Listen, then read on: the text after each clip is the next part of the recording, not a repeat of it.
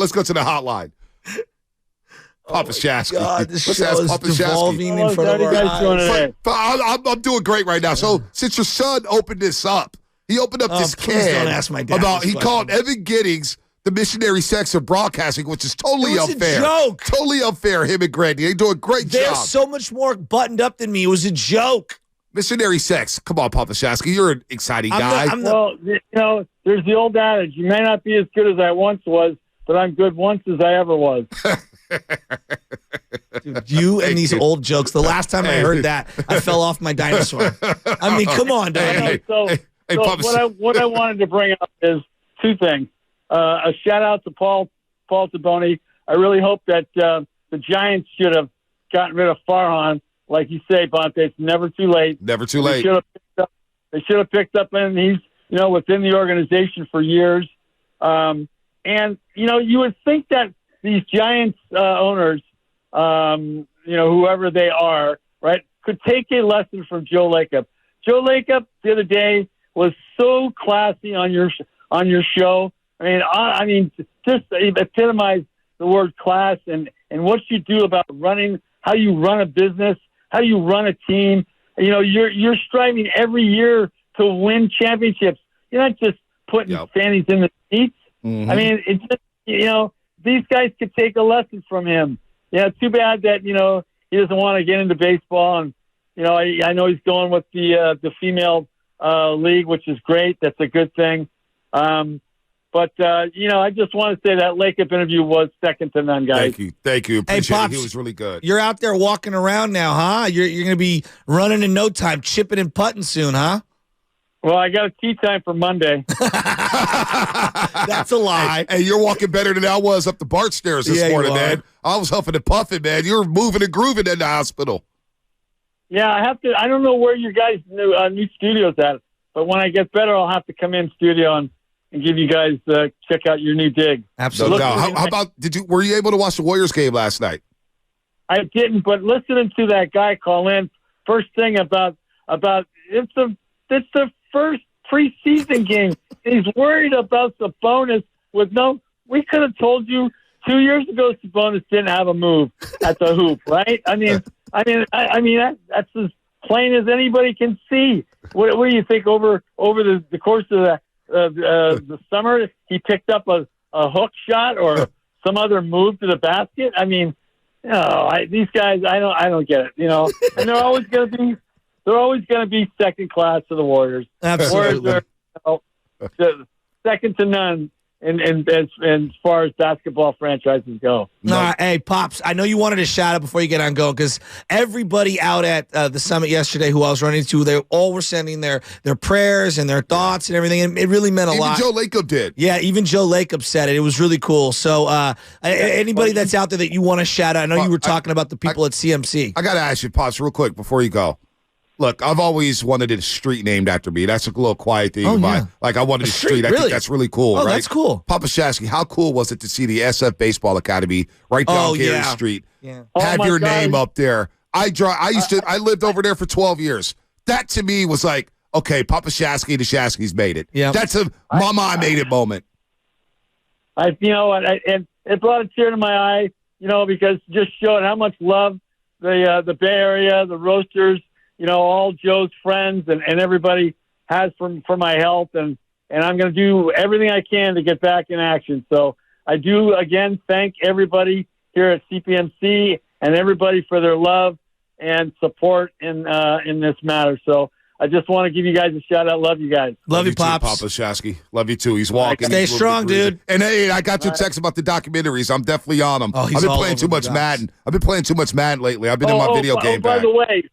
By the way, if you watch that documentary, The Saint of Second Chances, you have to do a little digging into Bill Veeck and who Bill Veeck was. Okay. All right? Because that's the key, knowing who Bill Veeck was.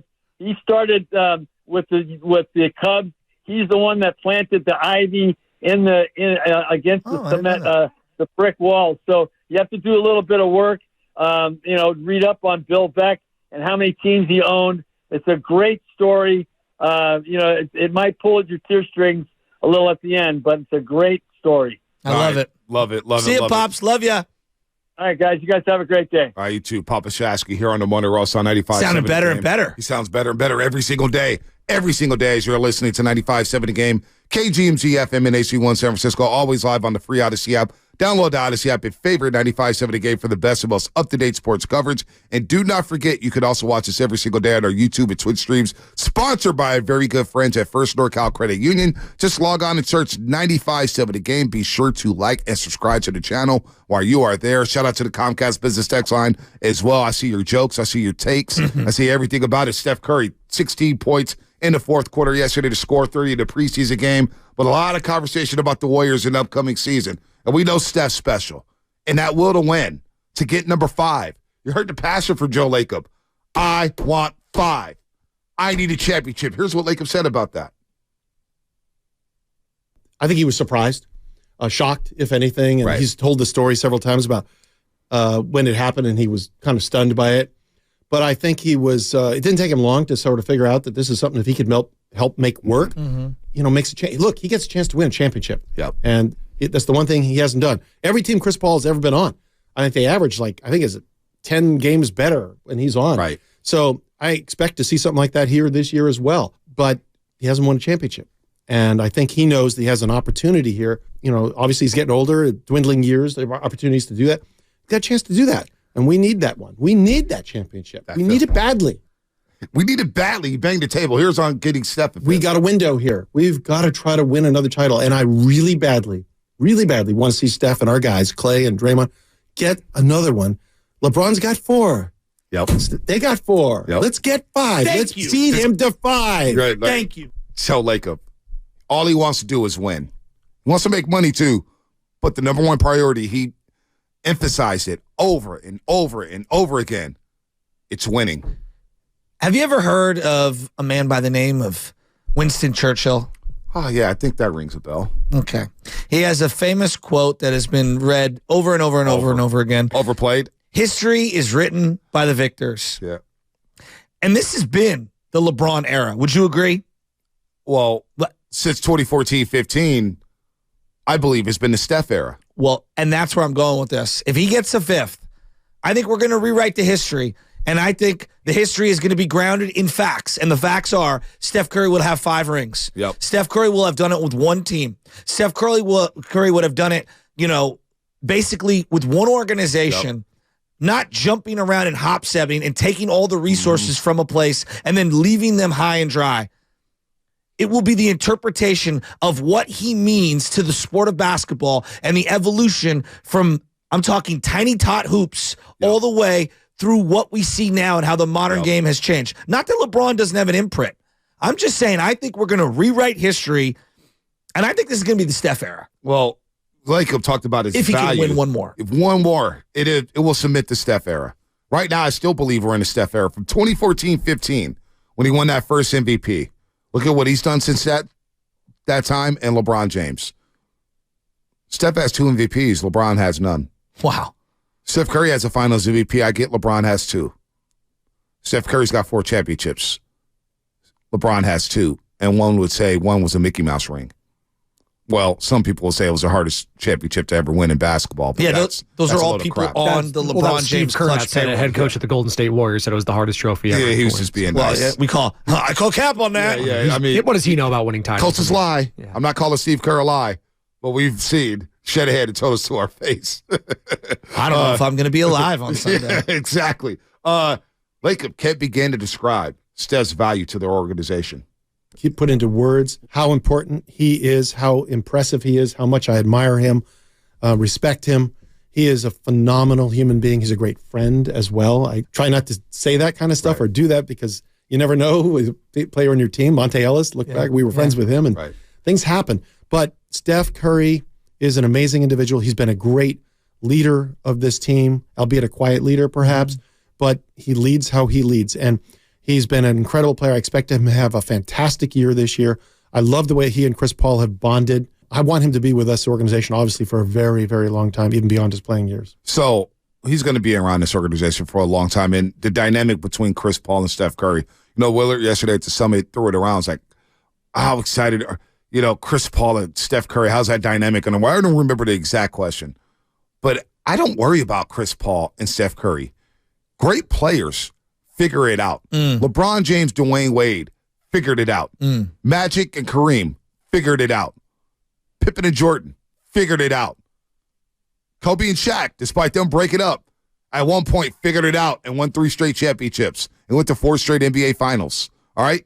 Steph Curry, Kevin Durant figured it out. They figured it out. Chris Paul and Steph will figure it out. You saw it yesterday. Just a 2-man game. Those pocket passes he was throwing to Steph Curry was pinpoint. They were accurate. They were right on the money. Chris Paul and Steph Curry will make beautiful music together. And you look at Chris Paul's stat line from yesterday, this is all we're talking about. He didn't get to start, folks. He did not get to start. He still played damn near 30 minutes. And look at the production across the board. Only took 6 field goal attempts, made all 3 of his 3-point attempts, 13 points, 9 assists, 6 rebounds, while Steph was cooking with 30 and 5 assists and 4 rebounds. Now, Steph had the 5 turnovers, but those 2 guys, they're going to be fine. I truly believe they're going to be fine. I'm more intrigued with how's Chris Paul going to get the most out of Jonathan Kuminga? How's Chris Paul going to mesh with Klay Thompson? Yeah. How's Chris Paul going to mesh with Draymond Green? But as far as Steph Curry, his will to win, having him as the numero uno, the alpha within this organization, the Warriors will be in contention alone because of Steph Curry. We did this for Kobe his entire career. Right. Oh, Kobe's there? Oh, well, the will to win with Kobe. Right. He's going to elevate his teammates. Championship or bust. Exactly. Can we, basically take away this misnomer? No team this old has ever won anything. Has anyone remembered the team that was the dynasty before the Warriors? The San Antonio Spurs. That final championship. Let me just read off. This is in minutes played. Tony Parker led the team in minutes played. He was 31. Duncan was second. Right. Minutes played. Was he 36? 37. Now, Kawhi was 22. That was the one youngster. And that's who we're hoping Jonathan Kuminga is at some point. Marco Bellinelli was 27. Boris Diaw, 31. Danny Green, 26. Yep. Manu Ginobili, 36. Yep. That kind of aligns with the Wiggins and the Kuminga, and then, yes, a bunch of the older guys. Well, think about the Lakers 3P teams. Go pull up their rosters. I'm looking at Ron Harper, Rick Fox, Robert Ory. Who else? AC Green was on those teams. Horace Grant was on one of those teams. Brian Shaw had a lot of old dudes on that team. And then you had Shaq, who was a veteran. Kobe, obviously, the youngster. And Derek Fisher was a youngster. Karl Malone right there, too, on that last Karl Malone, the GP on that last finals appearance. The Heat in 06. Think about Antoine Walker, where he was at. Jason Williams. Shaq was a lot older. Shaq. Gary Payton. Alonzo Mourning off the bench. Who wasn't even playing because of the kidneys. Off the bench. So this whole misnomer, I'm totally with you. I'm glad you brought that up. Because they're saying, the 96, 97 Bulls, another team that was old, long in the tooth. Yes. The Showtime Lakers at the end was long in the tooth. The Celtics in 86, they were long in the tooth, right? They were getting older. As long as you have a couple young guys athletic, and that's where Wiggins slots in, which is why he's the biggest X factor this season. This is where Kuminga mix. And I don't, everybody's putting this pressure on Kuminga. He's 21 years old. Kuminga, just get better and better. Don't try to set these expectations to be an all-star this year. Don't need you to be an all-star this year. We just need to see you ascend. So by the time we get to the postseason, look, Kawhi had a hell of an impact in 2014. The regular season, he was trying to figure it out. That's what I want from Kuminga. I'm looking at his numbers right now. What do you think Kawhi averaged that year? The year that they went back to the finals and on a mission to win it all. Between 12 or 14 points a game. 12.8 points a game. Okay? Yep. The guy had 50% from the field, but his three-point shooting was not that great. 36, 37%. Like 6 rebounds. Nothing to scoff at, but that was not superstar Kawhi that we look at now. And he had a good postseason run. Yes. Defending LeBron James. I'm looking at it right here.